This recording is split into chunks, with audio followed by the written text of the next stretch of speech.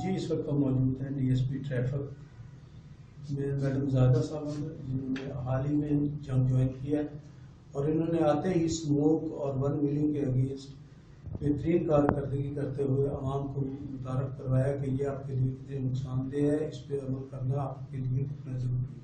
जी हम जानेंगे मैडम साहबा से उनके इसके बारे में क्या व्यूज़ है। जी मैम। बिस्मिल्लाहिर्रहमानिर्रहीम, अस्सलाम वालेकुम। जी हमारी 3-4 कंपेनें चल रही हैं। एक तो हम कर रहे हैं जी स्मोक के हवाले से, धुआं देने वाली जो गाड़ियाँ हैं उन हजरात से हमारी अपील है अवाम नास से कि वो अपनी तमाम गाड़ियों की मरम्मत करवाएं ताकि जी माहौल को आलूदा ना करें। और फिर एक हमारी क्रशिंग सीजन है, क्योंकि गन्ने की ट्रालियाँ उन पर बिल्कुल लाइटें नहीं लगी होती, वो हम चाइना लाइट लगवा रहे हैं उन पर। और वन व्हीलिंग के हवाले से हमने स्पेशलिस्ट कार्ड बनाया है, वो उस पर काम कर रहा है। और इसी तरह फिर एजुकेशन यूनिट है हमारा, वो डेली बेसिस पे कर रहा है।